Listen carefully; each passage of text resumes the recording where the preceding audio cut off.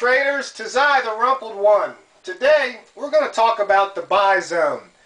The buy zone is something I created, 6-7 years ago. I kind of call it my, aw shucks, I'm just a simple country boy. I don't know that much about trading.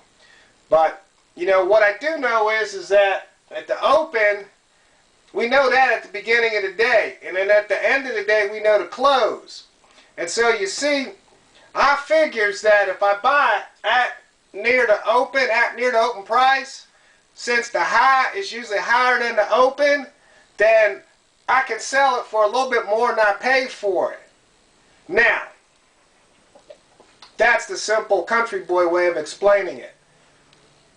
Here's what I did though. Over on StockFetcher.com, I made a filter that analyzes the price movement of stocks. Now, how often do they go from the open to open plus 10? And then between open and 10 and open and 20, and all the way up to $1 or more.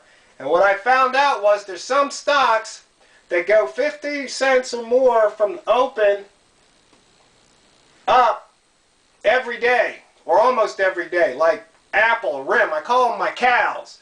The reason I call them cows is, see, if you're a dairy farmer, you got to get up early to milk the cows. Well, when I'm living in the Pacific time frame, when the market opens at 9:30, I got to get up at 6:30 to milk my cows. So, what happens is this. You get your open price.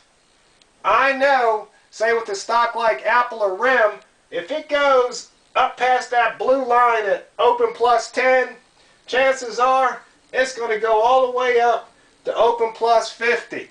And that usually happens somewhere between, say, about 66 or 80 or more times in the last 100 days. So I run this filter on StockFetcher day after day after day, and I'm always looking at the last 100 days worth of data. So long as this number is somewhere, I like it to be around 80 or better, tell you the truth, then I know that stock's tradable.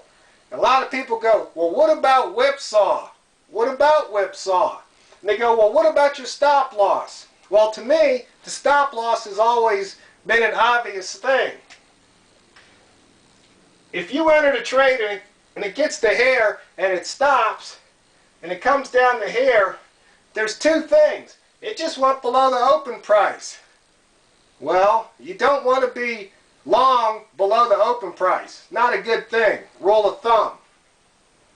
Then if it hits this line, that's telling you it's open minus 10. Well, these stocks, it works the same way. If it goes down a dime, chances are it's going to come all the way down to here. So, where do you think your stop loss should be? So, once again, stocks like Apple and RIM have a tendency to go up. If it hits a dime, chances are it'll go to 50, 66, 80, sometimes 90 times or more. Now, you have to remember one thing. These are statistics. Statistics deal with the past. Probabilities deal with the future. The math is pretty much the same, but there's a distinction. So these numbers are historical or statistics. It's not going to guarantee what happens tomorrow or the next day. But trading is trading. That means nobody knows what's going to happen tomorrow. So I'm going to place my bets in the buy zone on stocks like Apple and RIM.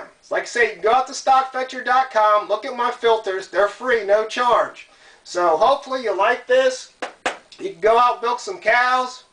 And remember, it's not what you trade, it's how you trade it.